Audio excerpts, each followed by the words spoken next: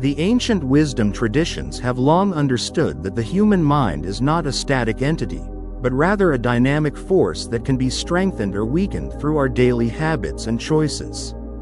Paramahansa Yogananda, one of the most influential spiritual teachers of the 20th century, devoted much of his life's work to helping people understand the subtle ways in which we either fortify or diminish our mental and spiritual power. In his teachings, he emphasized that many of the activities we engage in without a second thought are actually draining our mental vitality, clouding our perception, and separating us from our highest potential. Before we begin, if you enjoy this video, give me a like, comment below about your thought and hit subscribe button so you don't miss any video inspired by Yogananda's teaching. Thank you very much. The first and perhaps most insidious habit that weakens the mind is the constant indulgence in restless, undirected thinking. Most people are completely unaware of the ceaseless mental chatter that dominates their consciousness from the moment they wake until they fall asleep at night. This internal dialogue jumps from topic to topic without purpose or direction, replaying past conversations, worrying about future events, judging others, and creating elaborate fantasies that have no basis in reality. Yogananda taught that this mental restlessness is like a monkey jumping from branch to branch, never settling, never finding peace, and constantly expending precious mental energy without accomplishing anything of value. When we allow our minds to wander aimlessly throughout the day, we are essentially training ourselves in the art of distraction. Each time we permit our attention to be pulled away from the present moment by some random thought or memory, we are weakening our capacity for concentration. The mind becomes like a muscle that has never been properly exercised, flabby and ineffective when we actually need it to perform important tasks. Yogananda observed that modern life, with its countless distractions and stimulations, has made this problem exponentially worse than in previous generations. We have become addicted to mental stimulation, unable to sit quietly with ourselves for even a few minutes without reaching for our phones or turning on the television or finding some other way to fill the silence. This restless thinking also creates a barrier between ourselves and the deeper reality that lies beneath the surface of our everyday consciousness. Yogananda taught that our true nature is one of peace, joy, and infinite awareness, but this reality is obscured by the constant noise of our thinking mind. It is as if we are trying to see the bottom of a lake while the surface is being constantly disturbed by waves and ripples. Only when the surface becomes still can we perceive what lies beneath. By allowing our minds to remain in a state of perpetual agitation, we are denying ourselves access to the profound wisdom and peace that is our birthright. The remedy for this weakness, according to Yogananda, is the practice of meditation and mindfulness.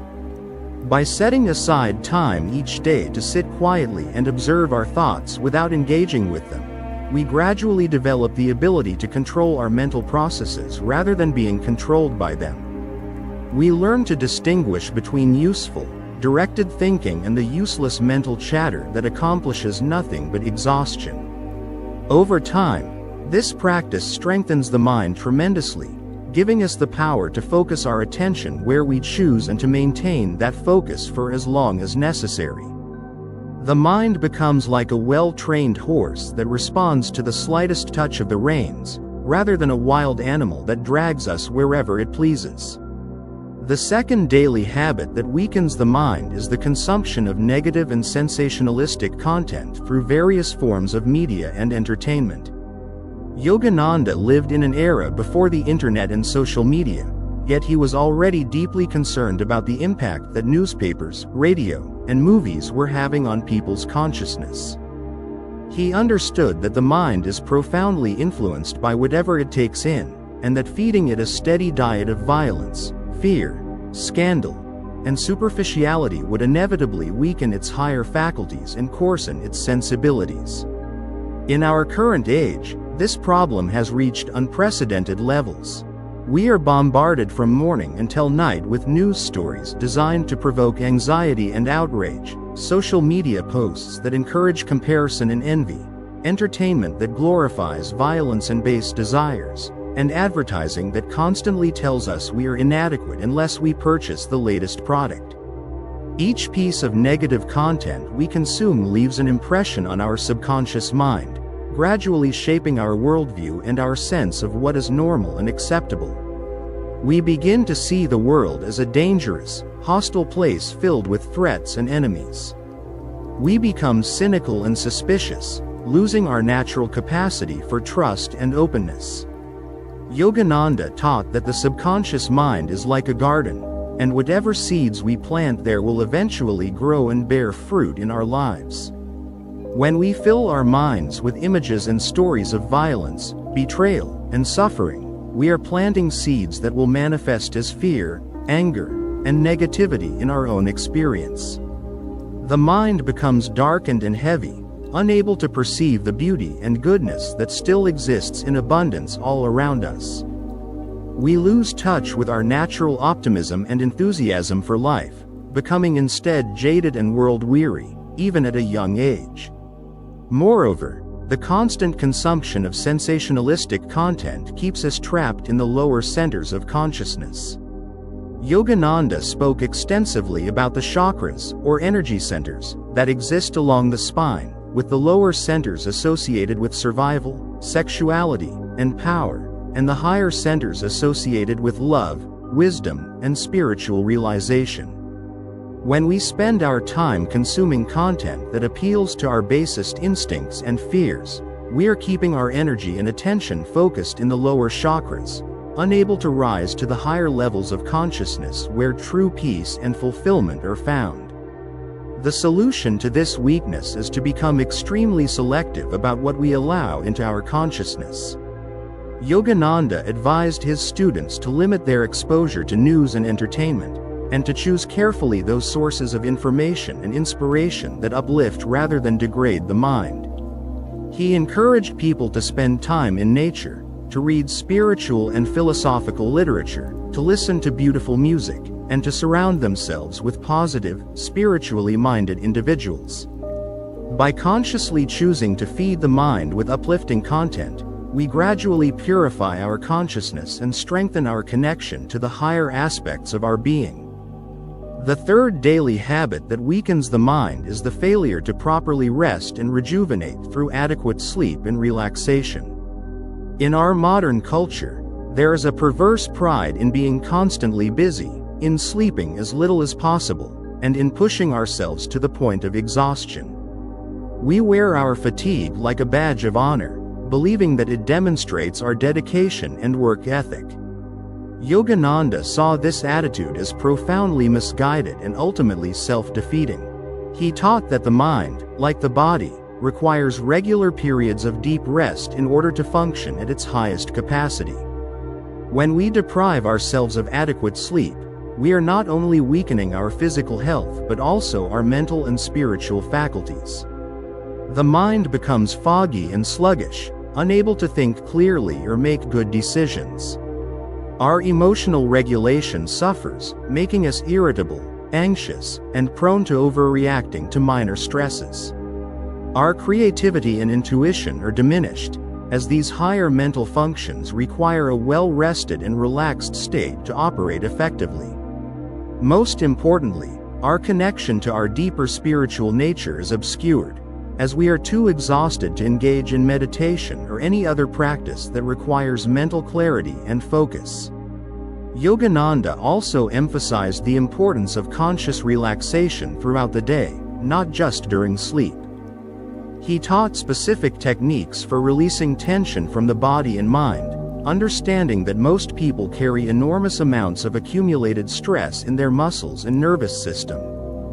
This chronic tension creates a constant drain on our mental energy, like a car with the emergency brake partially engaged. We are working much harder than necessary to accomplish even simple tasks, and we wonder why we feel so exhausted at the end of the day. The modern lifestyle, with its emphasis on productivity and achievement, often leaves no room for genuine rest and relaxation. We fill every spare moment with activity, checking our phones during brief breaks, working through lunch, and bringing our work home with us in the evenings. Even our leisure time is often spent in activities that are stimulating rather than restful, watching intense movies or scrolling through social media feeds. We have forgotten how to simply be, to sit quietly without any agenda or purpose, allowing the mind and body to naturally restore themselves. Yogananda taught that this constant activity and stimulation prevents us from accessing the deeper levels of consciousness where true rest and rejuvenation occur. During deep sleep and meditation, the mind withdraws from the senses and the external world, allowing the life force to flow inward and recharge the entire system. This process cannot happen effectively if we are constantly stimulating ourselves or if we are too tense and agitated to relax deeply. The result is that we go through life in a state of chronic depletion, never fully resting and never fully awake, existing in a kind of twilight zone where we are neither truly alive nor truly at peace. The remedy for this weakness is to make rest and relaxation a priority rather than an afterthought. This means establishing a regular sleep schedule that allows for at least 7 to 8 hours of quality sleep each night. It means creating a bedtime routine that helps the mind and body transition from activity to rest, perhaps including gentle stretching, reading something uplifting, or practicing a few minutes of meditation. It means learning and practicing conscious relaxation techniques throughout the day, taking brief moments to release tension and return to a state of calm centeredness. Yogananda also taught the importance of taking regular periods of complete rest from work and worldly activities. He encouraged his students to set aside one day each week for spiritual practices and rejuvenation, and to take longer retreats periodically to go deeper in their meditation and self-reflection. In our modern context, this might mean establishing clear boundaries between work and personal time, taking regular vacations where we truly disconnect from our responsibilities, and creating daily rituals that help us transition from the busy external world to the peaceful internal world. These three habits, restless thinking, consumption of negative content, and inadequate rest, work together to create a weakened and depleted state of consciousness. They keep us trapped on the surface of life, unable to access the deeper resources of wisdom, peace, and power that lie within us. The tragedy is that most people are completely unaware of how these habits are affecting them. They accept their mental fog, anxiety, and exhaustion as normal, never realizing that a completely different way of being is possible. Yogananda's teachings offer a path out of this weakened state and toward a life of mental clarity, emotional stability, and spiritual realization. By becoming aware of these destructive habits and consciously choosing to replace them with practices that strengthen rather than weaken the mind, we can transform our entire experience of life. The mind that was once scattered and weak becomes focused and powerful. The consciousness that was once clouded and heavy becomes clear and light. The life that was once driven by unconscious habits and external circumstances becomes guided by inner wisdom and conscious choice. This is the promise of Yogananda's teachings, and it is available to anyone willing to make the effort to change these daily habits that have been weakening their mind.